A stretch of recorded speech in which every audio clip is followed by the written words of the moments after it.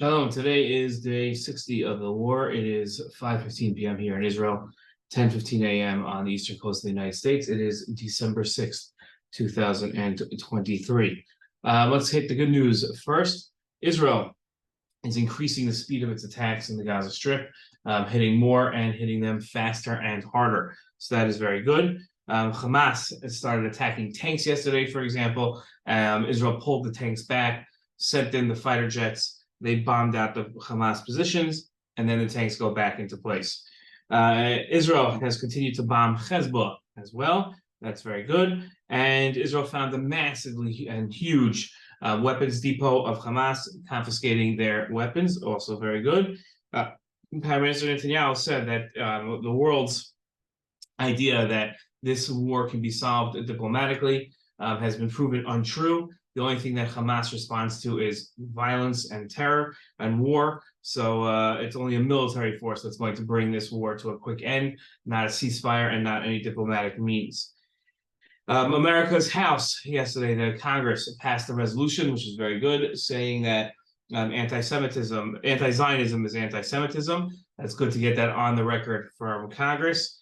And another piece of good news is that a new neighborhood with 1,800 units, that means 1,800 different apartments, was approved yesterday, given final approval in Yerushalayim to be built, which is wonderful, wonderful news. More housing in Yerushalayim. When next time you daven and pray and say the bracha of V'nei Yerushalayim Ercha Barachim Tashuv and say about Hashem, Baruch Hashem Bonei Yerushalayim, you can know that it's one step closer, and some of our tefillos have been answered. Okay. Unfortunately, in bad news, Israel can't find all the tunnels, and there are Hamas members hiding out in those tunnels. So Israel's trying its hardest to do this as fast as possible. It has now set up officially, they're all set up and ready to go, pumps that can pump seawater into these tunnels, which will it'll take days for it to be completely effective. But once that water starts going in, Hamas members are going to have to start going out.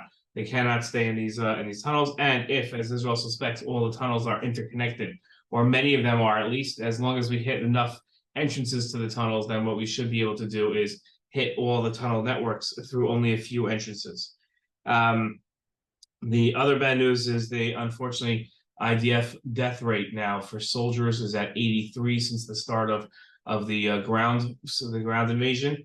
That brings a total of close to 400 soldiers that have died since the attacks on Simchas Torah. The other bad news is that it turns out that men and women hostages were sexually abused as hostages by Hamas, meaning that the sexual abuse went on past the point of the attacks on Simchas Torah. And I just want to explain why this is so bad. All war has features, unfortunately, rape. And there's never an acceptable form of rape. Rape is never okay. It's not rape in this context is okay. Rape in that context is not okay. Yet there are different forms of rape and different levels of the nefariousness of rape. And let me explain. Rape is generally from opportunity and done out of lust and done out of desire. And that's a horrific form of rape. Where you ask me, the abuser or the rapist deserves to be executed. Very simple, and that would greatly curtail the amount of rape that there is in the world, because it would give people something to think about before they did it. That's one form of rape. That's what you find in many, many wars, and you find in crime. There's another form of rape, which is rape that's used as a tool of war, and that's what we had here. What the Palestinian terrorists did to Jewish women. And Jewish men, evidently now, where there was, just like there is a war plan that says we're going to fire into this neighborhood and we're going to hit these people and we're going to just as that is done, and their strategy for war and how we shoot and how we kill people, evidently that was part of the Hamas plan, that there is a rape as a tool of war. That is, as all rape, completely unacceptable, but also much more dastardly than just the quote-unquote average wartime rape. This rape was commanded by the officers of the lower soldiers. And it's despicable, it's disgusting, and that's why it was done to hostages. This isn't a Hamas soldier that can't control his lust. This is done as a means of torture and a means of war, and really the only thing that's going to make up for this, the only form of justice, is a massive military operation against these disgusting savages who need to be eliminated from the earth. The Saudis are pushing America not to act as strong against the Houthis. They're very worried about an escalation of the war and the Houthis bringing the war to Saudi Arabia. Houthis are in Yemen. That's alongside Saudi Arabia. So far, they said that they're attacking Israel in solidarity with the Palestinians. So if that continues, that will be a big problem. Saudis are asking America not to escalate, not to let it get any larger, and just to leave it alone. Whether the United States listens to Saudi Arabia and doesn't defend itself against Houthi attacks by going after the Houthim, will have to be seen, but that would be a truly weak position. America said yesterday that they have created a list of extremist settlers like myself who now will be banned from the United States. They can't ban me because I'm an American citizen, but if you're only an Israeli citizen, they will not be able to get visas to the United States. This is all a bunch of baloney. There's no list. There's nothing, and it's unreal that America's State Department feels that this is the proper time to play games with settlers. It's really incredible. Okay, let's see. Nelson Mandela. This is interesting. Nelson Mandela, for those that don't know, was a South African prisoner, a black prisoner, and incredibly, they fought for freedom his entire life, and towards the end of his life, took on the Palestinian cause for some reason. It was his 10th, the anniversary of his 10th death at a memorial, and his family thought it appropriate to invite members of Hamas. You can't make this stuff up.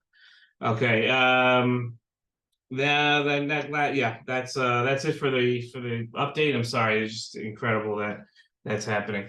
Okay, let's get to your questions here. What places did Hamas rockets hit Israel? Hamas rockets have hit all over Israel. They've hit Tel Aviv, they've hit Ashkelon, Ashdod, Yerushalayim, Beit Shemesh, all over the place. They wrote, obviously. What recent updates can you provide about Israel's military actions against Hamas, such as the IDF movement's tactics against tunnels, use casualty figures, and international involvement in the conflict? I think I just did that all throughout the video.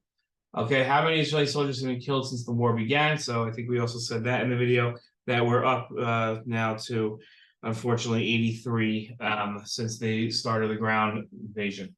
Even though Hamas deny that they killed civilians on Simchas Torah, can't the world see the videos of such people being killed? How does the UN not do anything against them based on that? It's really incredible. It's just there's no truth to the world. It's really unbelievable. Is there any chance that Hamas takes the fight to Israel on foot again? There's a chance, but the IDF is now on full alert, so I don't think they'd be too successful. What can the IDF do to convince the world Hamas is evil? I'm pretty sure the world knows that Hamas is evil. There are some evil people who don't think Hamas is evil, but the world as a whole understands who Israel is fighting. Although the IDF is not focused on what the world thinks, it could help them. It would help them. How can they flip the perspective? So I think that, look, a lot of people watching these videos get a lot of their information from Instagram.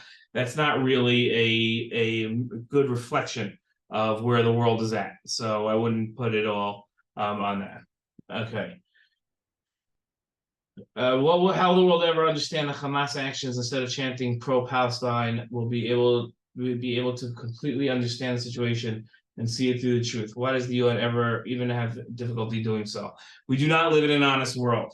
That's the truth. So the United Nations is not an honest broker. The United Nations is evil, and that's what's happening. So it's not that they don't understand, it's that they're purposely taking the wrong side. And that's based on anti-Semitism.